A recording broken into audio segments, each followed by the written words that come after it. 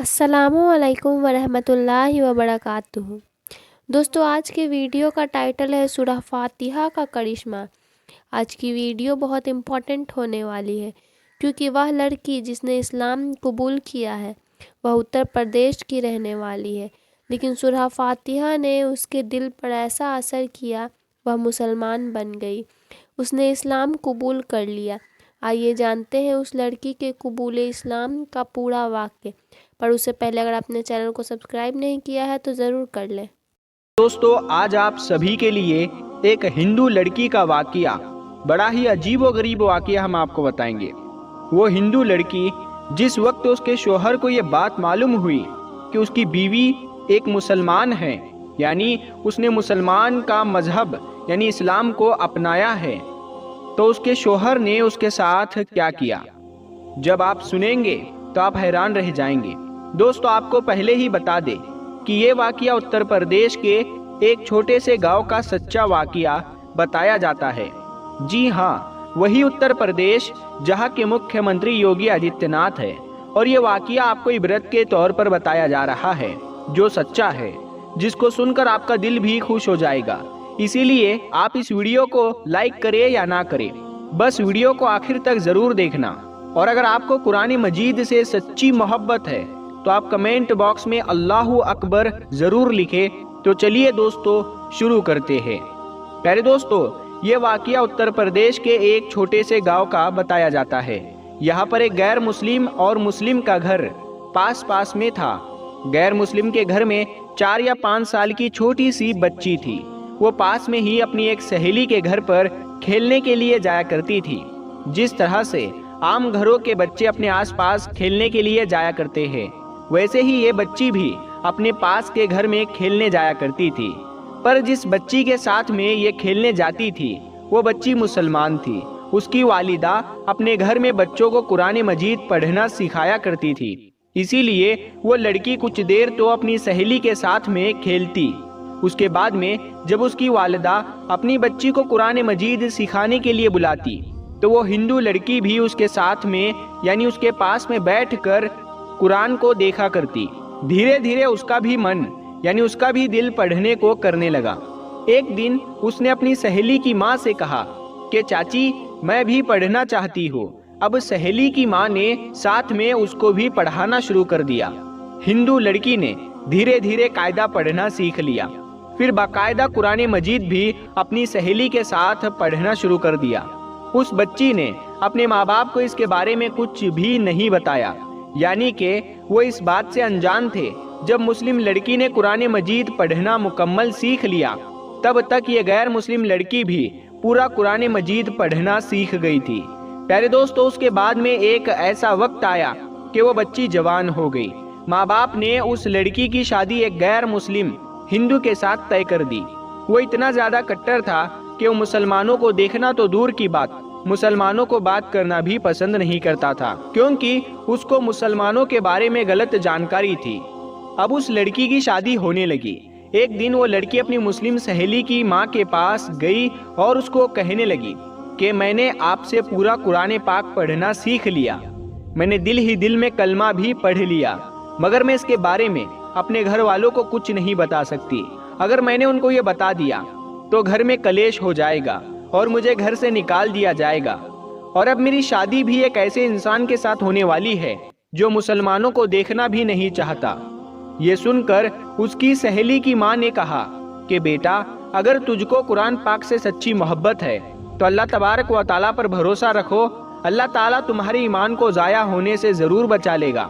اس کے بعد میں سہیلی کی والدہ نے اس کے لیے شادی کا ایک تحفہ تیار کیا۔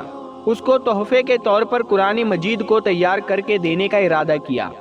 پھر اس کے گھر جا کر اس لڑکی کی ماں سے کہا کہ ہم نے اس کی پیکنگ بہت ہی خوبصورت طریقے سے کی ہے، ہم چاہتے ہیں کہ ہمارا یہ تحفہ لڑکی کے سسرال میں ہی کھلے، یعنی کہ اس تحفے کو یہاں پر مت کھولنا۔ لڑکی کی ماں نے ان کی اس بات کو مان لیا، اور پیارے دوستو، اس کے بعد میں اس لڑکی کی شادی ہو گئی۔ وہ اپنے سسرال پہنچ گئی اور اس کے ساتھ میں وہ قرآن پاک کا تحفہ بھی اس کے ساتھ ساتھ سسرال پہنچ گیا۔ اس لڑکی نے قرآن کو کہیں پر ایک باکس میں چھپا دیا۔ اب اس کا شوہر جب بھی آفس جاتا جب وہ گھر میں اکیلی ہوتی تو وہ چپکے سے قرآن پاک کو نکالتی اور پڑھنا شروع کر دیتی۔ پیارے دوستو، اس طرح سے کئی سال گزر گئے، یہاں تک کہ وہ لڑکی پریگنینٹ ہو گئی۔ اب وہ سوچنے لگی کہ میں نے تو اپنے ایمان کو چھپایا ہے، جب شوہر گھر پر نہیں ہوتے تو میں قرآن پاک پڑھ لیتی ہوں، مگر میں میرے اس بچے کا کیا کروں؟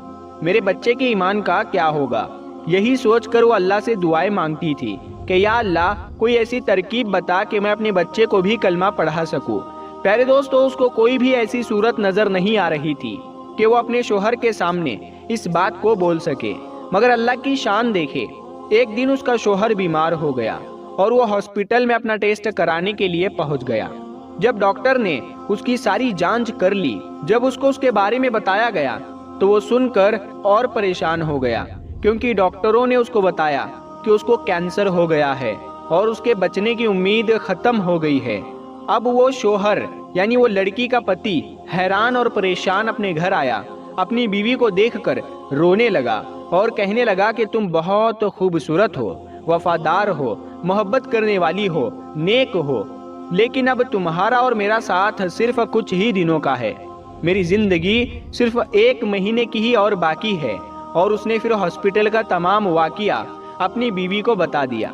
پیارے دوستو، اس بات کو سن کر اس کی بیوی بھی رونے لگی اور اپنے شوہر کو تسلی دیتے ہوئے بولی کہ آپ پریشان نہ ہو، میرے پاس میں اس کی ایک دوا ہے اور مجھے پوری امید ہے کہ آپ اس سے بالکل ٹھیک ہو جائیں گے، مگر آپ وعدہ کریں کہ میں جو کچھ بھی کروں اس کے بارے میں آپ مجھ سے کچھ سوال نہیں کریں گے۔